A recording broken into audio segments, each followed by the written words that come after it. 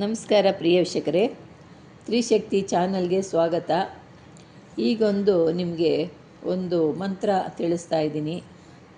ಈ ಮಂತ್ರನ ಅಂದರೆ ಯಾವ ರೀತಿ ಅಂದರೆ ಶತ್ರುನಾಶ, ವ್ಯಾಧಿ ನಾಶ, ನಮ್ಮ ಕಷ್ಟ ನಾಶ, ಇನ್ನು ಸರ್ವ ಕಾರ್ಯಗಳಲ್ಲಿ ನಮ್ಗೆ ಯಾವ್ಯಾವುದು ತೊಂದರೆ ಮಾಡ್ತಾ ಇರೋ ವ್ಯಾಧಿಗಳು, ಇನ್ನು ಎಲ್ಲ ರೀತಿಯಲ್ಲಿ ನಮಗೆ ಗ್ರಹ ಶ್ರೇಷ್ಠೆ ಇರ್ಬೋದು, ಭೂತ ಶ್ರೇಷ್ಠೆ, ಆಮೇಲೆ ಇನ್ನೂ ಹಲವಾರು ರೀತಿಯಲ್ಲಿರುತ್ತೆ ಮನಸ್ಸಿನ ಜೀವನದಲ್ಲಿ.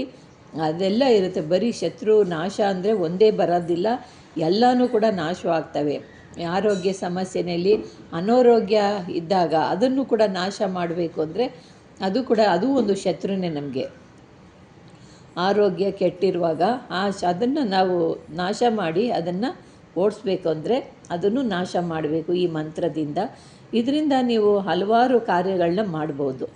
ಈ ಒಂದೊಂದು ಮಂತ್ರಗಳು ಒಂದೊಂದೇ ಕೆಲಸಕ್ಕೆ ಬರಲ್ಲ.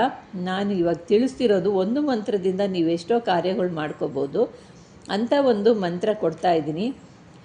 ಇದು ಆಂಜನೇಯ ಎಷ್ಟು ಪರಾಕ್ರಮವಾಗಿರ್ತಾರೋ ಅಷ್ಟೇ ಪರಾಕ್ರಮವಾಗಿದೆ ಈ ಮಂತ್ರ. ಕಾರ್ಯ ಅಷ್ಟೇ ಸಾಧನೆ ಮಾಡ್ಕೋಬೋದು. ಅದರಿಂದ ಈ ಆಂಜನೇಯ ಮಂತ್ರ ನಿಮ್ಗೆ ಕೊಡ್ತಾ ಇದ್ದೀನಿ. ಶತ್ರುಗಳಿಂದ ಯಾರ್ಯಾರು ನೋವುಗಳನ್ನ ಅನುಭವಿಸ್ತಾ ಇದ್ದೀರಿ, ವ್ಯಾಧಿಗಳಿಂದ ಯಾರ್ಯಾರು ಅನುಭವಿಸ್ತಾ ಇದ್ದೀರಿ, ಭೂತ ಪ್ರೇತಗಳಿಂದ ಯಾರ್ಯಾರನ್ನ ಅನುಭವಿಸ್ತಾ ಇದ್ದೀರಿ, ನಿಮ್ಮ ಕಷ್ಟಗಳನ್ನು ಯಾರ್ಯಾರು ಅನುಭವಿಸ್ತಾ ಇದ್ದೀರಿ, ಕಷ್ಟಗಳನ್ನು ಕೂಡ ಒಂದು ಶತ್ರುನೇ ಅಲ್ವಾ. ಅದರಿಂದ ಅದನ್ನೆಲ್ಲ ದೂರ ಮಾಡಿ ಓಡಿಸೋವಂಥ ಒಂದು ಶತ್ರುನ ನಾಶ ಮಾಡೋದು ಆಂಜನೇಯನ ಮಂತ್ರ. ಇದು ಒಂದು ಅದ್ಭುತವಾದ ಆಂಜನೇಯನ ಮಂತ್ರ.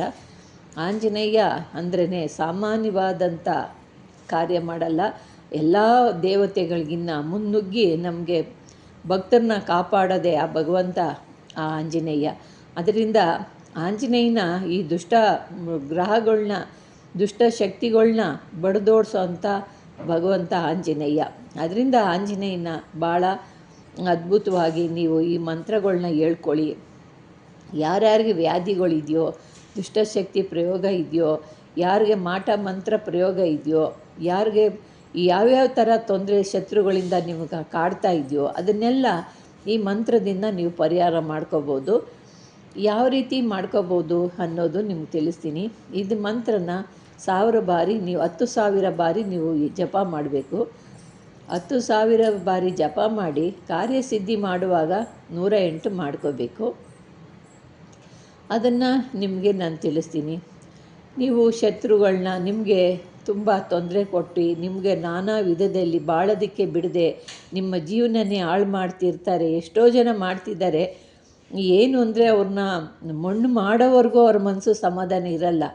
ಆ ರೀತಿಯಾದಂಥ ಜಿದ್ದು ಇಟ್ಟಿರ್ತಾರೆ ಅವ್ರಿಗೆ ಅದೆಂಥ ಹೃದಯಗಳೋ ಅವ್ರದ್ದು ಗೊತ್ತಿಲ್ಲ, ಅದೆಂಥ ಕೆಟ್ಟ ಹೃದಯಗಳೋ ಗೊತ್ತಿಲ್ಲ. ಅವರು ಚಿತ್ರವಾಗಿ ನರಳ್ತಿದ್ರು ಇವರು ಆನಂದ ಪಡ್ತಾ ಇರ್ತಾರೆ. ಅವ್ರಿಗೂ ಒಂದು ದಿವಸ ಅದೇ ರೀತಿಯಾಗಿ ಕಾಲ ಇರುತ್ತೆ, ಆದರೆ ಹಿಂಗೆ ಇರೋದಿಲ್ಲ. ಆದರೆ ಇವರು ಟೈಮ್ ಚೆನ್ನಾಗಿದೆ, ಅವ್ರ ಟೈಮ್ ಕೆಟ್ಟಿದೆ. ಅವ್ರು ಕಷ್ಟಪಡಿಸ್ಬಿಟ್ಟು ಇವರು ಆನಂದ ಪಡ್ತಾ ಇರ್ತಾರೆ. ಅದರಿಂದ ಅಂಥ ಶತ್ರುಗಳು ನಿಮ್ಮನ್ನು ಕಾಡಿ ಬೇಡಿ ನಿಮ್ಮನ್ನು ಚಿತ್ರಹಿಂಸೆ ಕೊಟ್ಟು ನಿಮ್ಮನ್ನು ಆಸ್ತಿ ಪಾಸ್ತಿಗಳನ್ನೆಲ್ಲ ನಾಶ ಮಾಡಿ ಮನೆ ಮಠಗಳನ್ನೆಲ್ಲ ಹಾಳು ಮಾಡಿ ಮಕ್ಕಳು ಮರಿಗಳನ್ನೆಲ್ಲ ದೂರ ಮಾಡಿರೋರಾದರೆ ಇಂಥ ಕೆಲಸನ ನೀವು ಮಾಡಿ. ಸುಮ್ಮನೆ ಏನೂ ಇಲ್ಲ, ಎಂಥದ್ದು ಇಲ್ಲ, ಕೋಪ ತಾಪಗಳು ದ್ವೇಷಗಳಿಗೋಸ್ಕರ ಮಾಡಿದ್ರೆ ಯಾವುದು ಕೆಲಸ ಆಗೋದಿಲ್ಲ. ಯಾಕೆಂದರೆ ಅವನು ಧರ್ಮ ನಿಷ್ಠಿವಂತನಾಗಿ ನಮಗೆ ಆಂಜನೇಯ ಮಾಡ್ತಾರೆ. ಅವ್ರ ಹತ್ರ ನಾವು ಚೆಲ್ಲಾಟಗಳು ಸುಳ್ಳು ಇದೆಲ್ಲ ಮಾಡಿದ್ರೆ ಅವರು ಇದನ್ನೆಲ್ಲ ಒಪ್ಪೋದಿಲ್ಲ. ಕಷ್ಟ ಸುಖ ಅವ್ರಿಗೆ ತಿಳಿದಿರುತ್ತೆ. ಅದರಿಂದ ನೀವು ಏನು ಮಾಡಬೇಕು, ಈ ಆಂಜನೇಯನ ಸಂಕಲ್ಪ ಮಾಡಿಕೊಂಡು ಅವ್ರನ್ನ ಪ್ರಾರ್ಥನೆ ಮಾಡಿ ನೀವು ಈ ಮಂತ್ರನ 10,000 ಬಾರಿ ಜಪಿಸ್ಬಿಟ್ಟು ಒಂದು ಒಳ್ಳೆಯ ದಿನದಲ್ಲಿ ಗುರುವಾರ, ಭಾನುವಾರ, ಅಮಾವಾಸ್ಯೆ, ಹುಣ್ಣಿಮೆ, ಗ್ರಹಣಗಳಲ್ಲಿ ಇದನ್ನು ನೀವು ಜಪ ಮಾಡಿ ಸಿದ್ಧಿ ಮಾಡಿಕೊಂಡು 108 ಕಾರ್ಯ ಮಾಡುವಾಗ 108 ಸತಿ ಮಾಡಬೇಕು. ಇದು ವಿಧಾನ ಯಾವ ರೀತಿ ಅನ್ನೋದು ನಿಮಗೆ ತಿಳಿಸ್ತೀನಿ ನೋಡಿ. ನೀವು ಶತ್ರುವಿನ ಒಂದು ಮಾಡೋ ಸಮಯದಲ್ಲಿ ಒಂದು ಶತ್ರುವಿನ ಆಕಾರ ಅಂದ್ಬಿಟ್ಟು ಒಂದು ಗೊಂಬೆ ಮಾಡಬೇಕು. ಒಂದು ಗೊಂಬೆ ಮಾಡಿ ಅದಕ್ಕೆ ನೀವು ಪ್ರಾಣ ಪ್ರತಿಷ್ಠೆ ಜೀವಕಳೆಯನ್ನು ಅದನ್ನು ಕೊಡಬೇಕು. ಅದನ್ನು ಜೀವಕಳೆ ಕೊಟ್ಟಾದಮೇಲೆ ಅದನ್ನು ಹವಾನೆ ಮಾಡಿ ಅಂದರೆ ನಿಮ್ಮ ಶತ್ರು ಆ ಗೊಂಬೆಗೆ ಹವಾನೆ ಆಗಬೇಕು.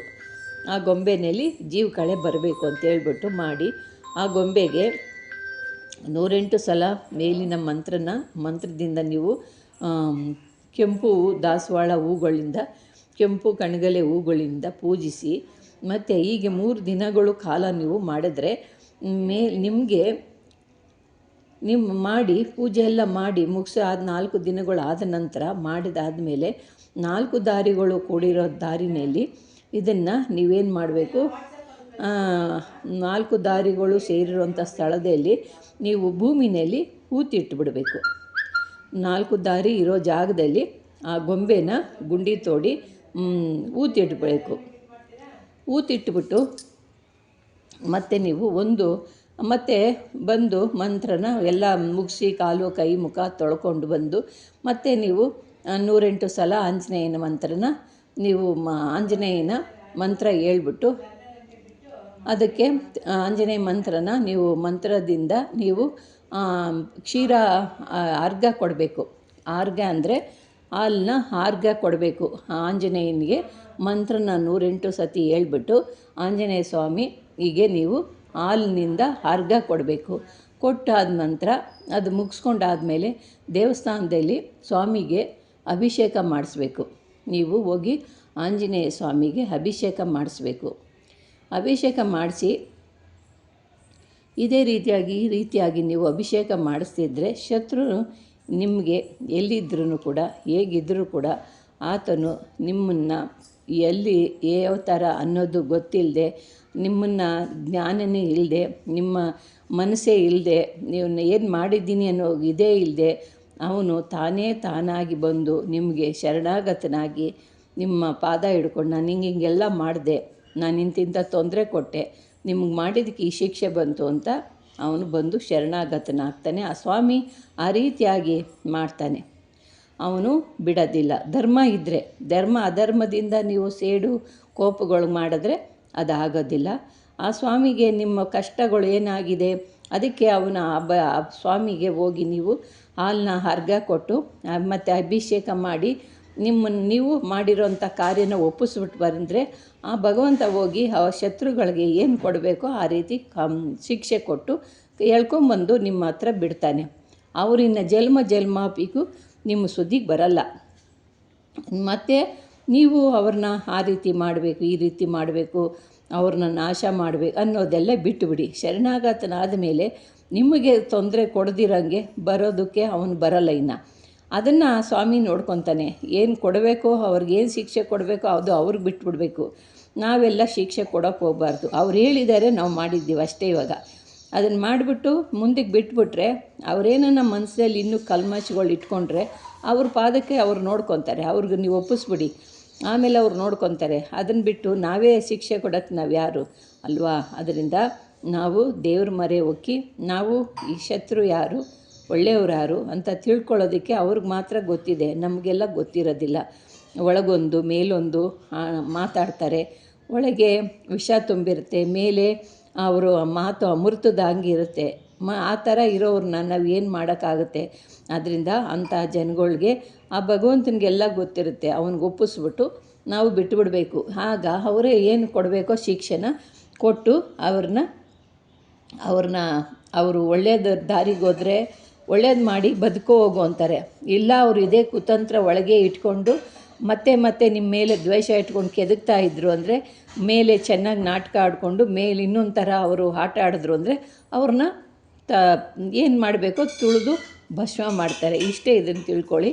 ಇದನ್ನು ಒಂದು ಅವಕಾಶ ಕೊಡ್ತಾನೆ.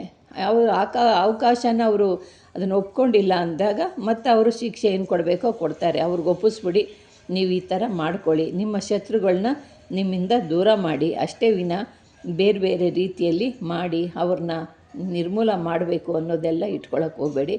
ನಿಮ್ಮ ಕಷ್ಟನ ಕೊಡ್ದಿರೋರನ್ನ ಈ ರೀತಿ ಮಾಡಿಕೊಂಡು ನಿಮ್ಮಿಂದ ದೂರ ಮಾಡಿ. ಪ್ರಿಯ ವೀಕ್ಷಕರೇ, ನಿಮ್ಗೆ ಇಷ್ಟವಾದರೆ ಲೈಕ್ ಮಾಡಿ, ಶೇರ್ ಮಾಡಿ, ಸಬ್ಸ್ಕ್ರೈಬ್ ಮಾಡಿ. ನಮಸ್ಕಾರ.